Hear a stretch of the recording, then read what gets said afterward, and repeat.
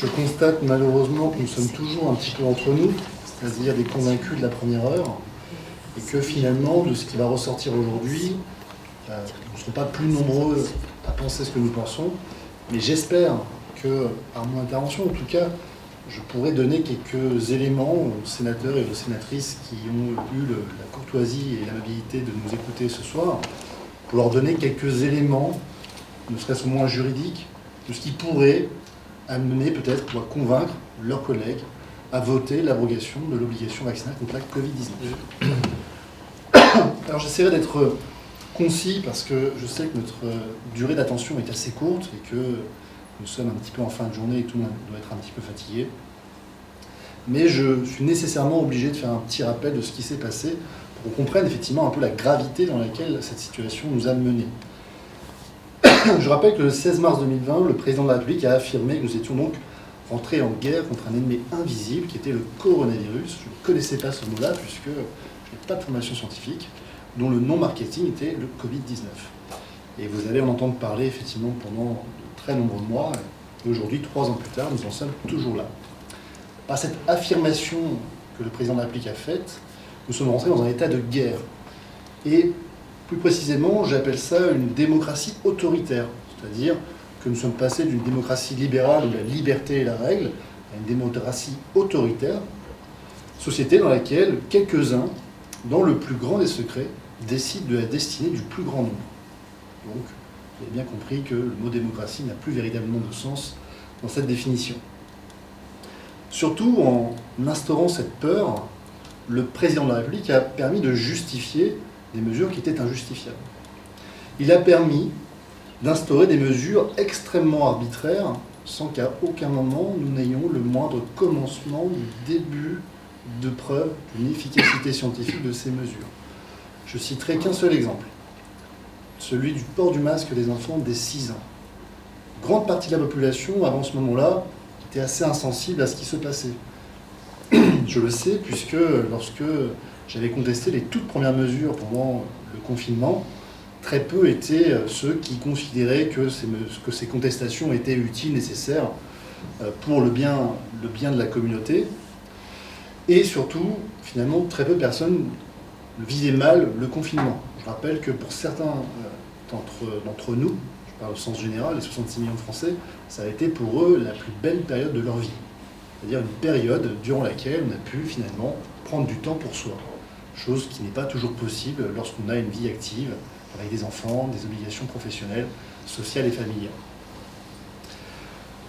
Le port du masque pour les enfants dès 6 ans a été justifié par un avis du Conseil scientifique du 20 octobre 2020. Et l'argumentaire scientifique était « les enfants peuvent s'adapter ».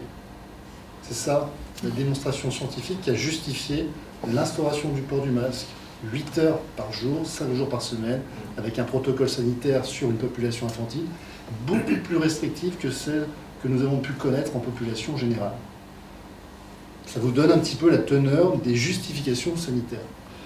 Nous avons mené avec mon cabinet plusieurs recours pour demander des expertises judiciaires. J'ai demandé à un moment donné à ce que des magistrats désignent des experts pour qu'on puisse savoir si, notamment sur les enfants de mes clients, ces mesures avaient pu avoir des conséquences négatives. Quelque chose d'assez objectif.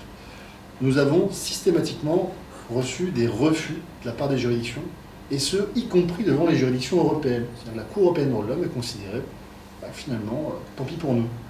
Ce qui est un peu embêtant parce que si un jour on souhaite engager une action en responsabilité parce que ces enfants, malheureusement, il y aura peut-être des séquelles pour eux à long terme, eh bien, ils n'auront aucun moyen de se prémunir d'une quelconque preuve. Et le Conseil d'État, vous le savez, a la fâcheuse habitude de vous expliquer que vous ne rapportez pas la preuve de ce que vous avancez. Vous ne rapportez pas la preuve qu'il y a effectivement des conséquences néfastes sur toutes les mesures sanitaires qui ont été prises. En tant qu'avocat, c'est finalement le rôle que je connais le mieux, lorsque nous avons critiqué le bien fondé de ces mesures, nous avons été traités de complotistes. Chose qui est quand même assez exceptionnelle. Parce que jamais il nous viendrait à l'esprit... Nous aussi. Nous sommes dans la même équipe.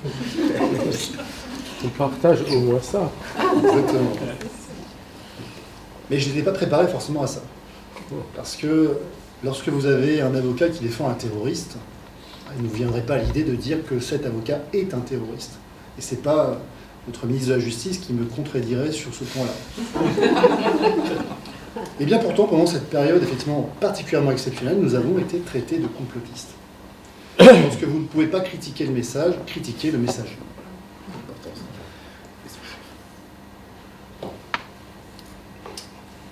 Effectivement, nous avons vécu une période de restriction de liberté qui était extrêmement importante.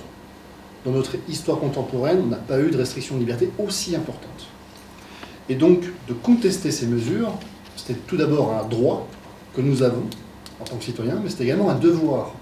Pourquoi un devoir ? Bien parce que quiconque a du pouvoir est tenté d'en abuser. Et donc, les avocats, et notamment tous les citoyens qui ont contesté ces mesures, ont été des véritables contre-pouvoirs qui ont permis d'éviter, en tout cas je l'espère, une dérive extrêmement autoritaire d'un pouvoir qui serait totalement en roue libre sans aucun contre-pouvoir.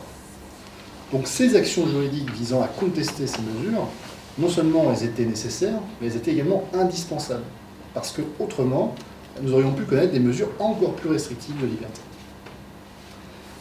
Lorsque l'obligation vaccinale a été validée par le Conseil constitutionnel et le Conseil d'État, ils se sont retranchés derrière le consensus de la communauté scientifique. Pas de définition juridique de ce qu'est la communauté scientifique. Moi, ce que j'en comprends, c'est que finalement, parce qu'on est les plus nombreux, on a raison. Bon, ça vaut ce que ça vaut. Rappelons-nous quand même qu'en termes de données scientifiques, on n'est pas à notre premier exemple où la communauté scientifique a changé d'avis sur des notions extrêmement importantes. Quoi qu'il en soit, l'histoire tranchera. L'obligation vaccinale, en ce qui concerne notamment les soignants, les a contraints à faire partie de force à un essai clinique à grande échelle. C'est-à-dire qu'on a soumis à des vaccins qui étaient en phase 3 des personnes qui étaient en bonne santé avec un produit dont on ne sait pas à moyen et long terme si ces derniers auront ou non des effets secondaires. On leur a expliqué pourtant que ces vaccins étaient sûrs et efficaces, répétés et réaffirmés. Et pour ceux qui n'étaient pas convaincus, on les a traités d'anti-science, parce qu'ils ne croyaient pas en la science. C'est important les mots que j'ai choisis, ne pas croire en la science. Science, croire. Parce qu'en effet, la science est devenue une nouvelle religion à laquelle vous seriez tous contraints, de gré ou de force, à vous convertir. Et donc en cela, effectivement, c'est un discours où encore en septembre 2023, j'ai pu assister lorsque j'accompagnais des soignants qui demandaient des ruptures conventionnelles. Effectivement, on a pu dire à mes clients, vous n'avez plus votre place à l'hôpital parce que vous ne croyez pas en la science. Et tout ça sans sourciller. Donc comme quoi, en septembre 2023, il y a encore une hypnose générale sur une grande partie de la population. La justification de la vaccination obligatoire, elle résulte en quelques mots de cet avis de la Haute Autorité de la Santé du 16 juillet 2021, 4 jours après la déclaration du président de la République, donc ça tombe au bon moment, qui expliquait que c'était dans la volonté de limiter la transmission du virus. En d'autres termes, on ne voulait pas que les personnes fragiles soient contaminées par les soignants. Et c'est sur la base de cet avis que tout repose. La vaccination obligatoire est justifiée parce que les vaccins permettent de diminuer significativement la transmissibilité du virus. Mince.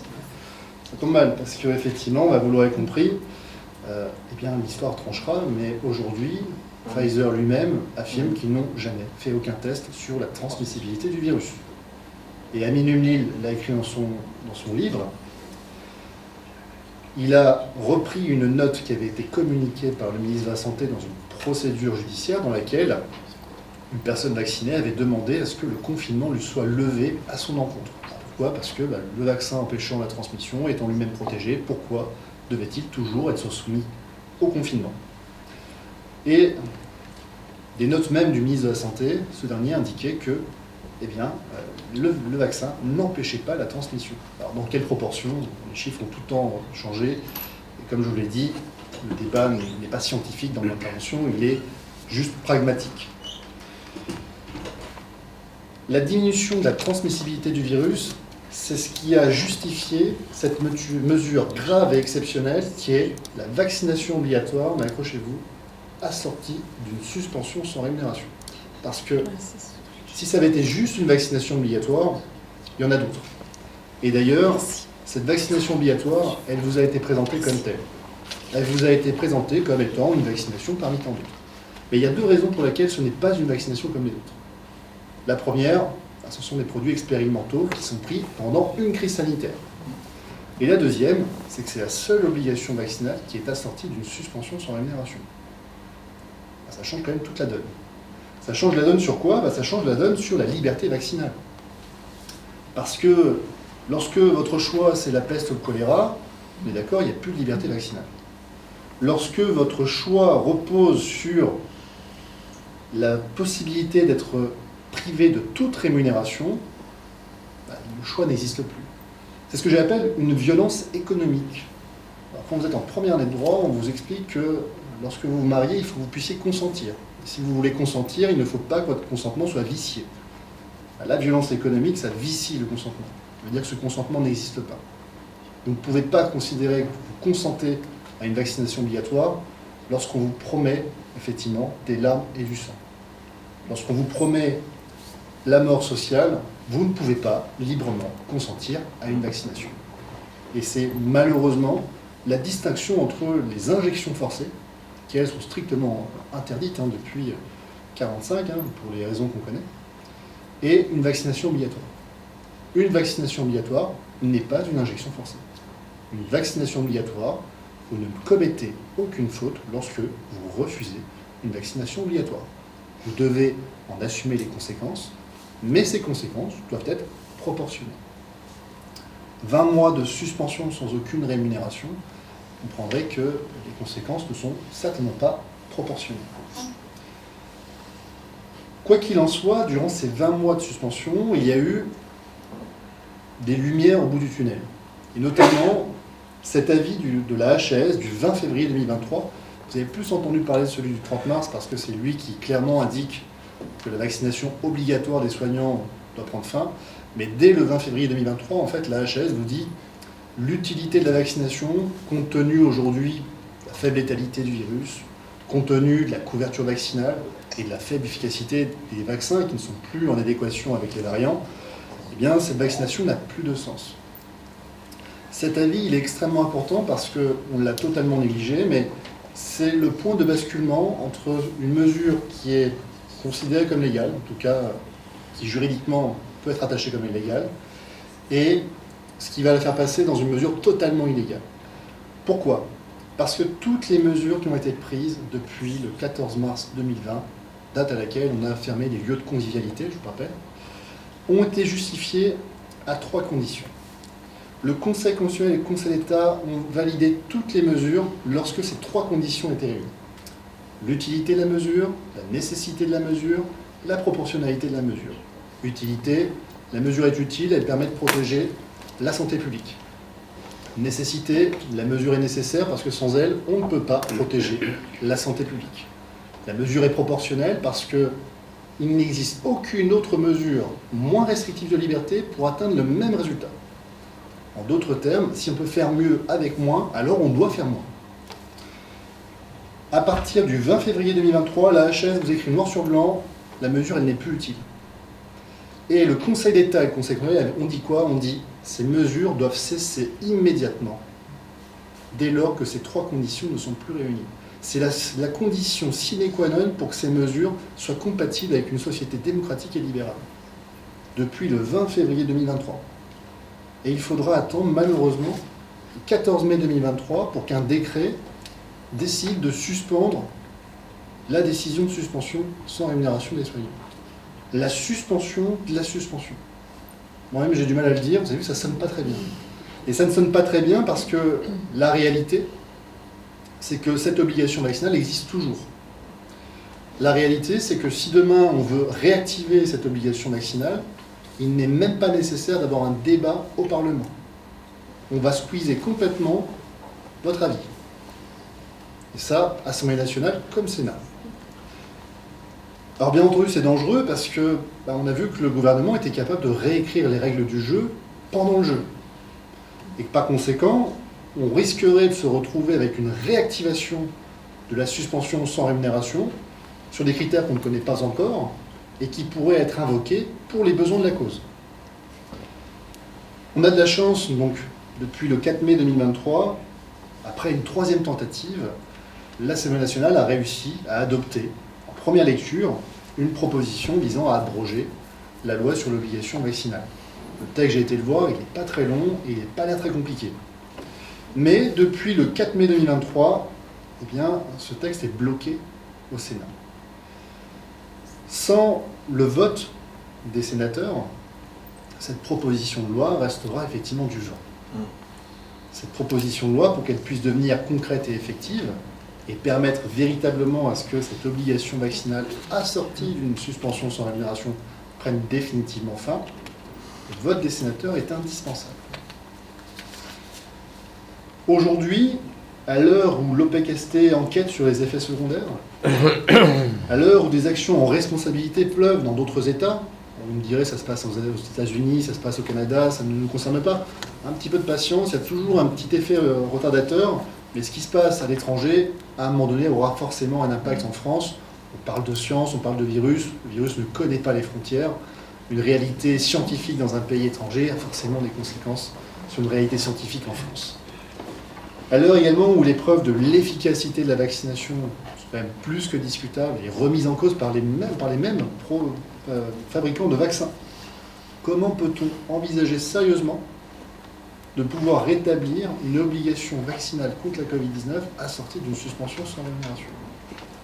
J'insiste dessus, messieurs et mesdames les sénateurs, parce que pour moi, ce sont les éléments factuels et juridiques qui aujourd'hui doivent justifier que le Sénat s'empare de ce sujet.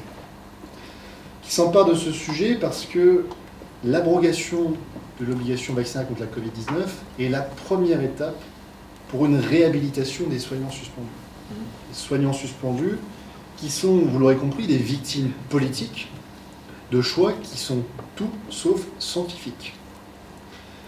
Et lorsque vous aurez voté cette proposition de loi, il faudra qu'on s'intéresse à la question de la réparation des soignants suspendus. Une réparation, bien entendu, qui sera intégrale et qui est une condition sine qua non pour une réconciliation entre toutes ces personnes soignantes suspendues qui ont été applaudies en 2020 puis suspendues en 2021. C'est la condition sine qua non pour qu'on puisse effectivement permettre un pardon, permettre une réconciliation avec les soignants suspendus. Alors, mesdames et messieurs les sénateurs, j'espère que cette allocution que j'ai faite devant vous et que vous m'avez permis de faire aujourd'hui, j'espère que vous trouverez les arguments qui vous permettront de convaincre vos collègues de s'emparer de ce sujet qui me paraît quand même plus que d'actualité au moment où on est en train de discuter de nouvelles obligations vaccinales. Je vous remercie.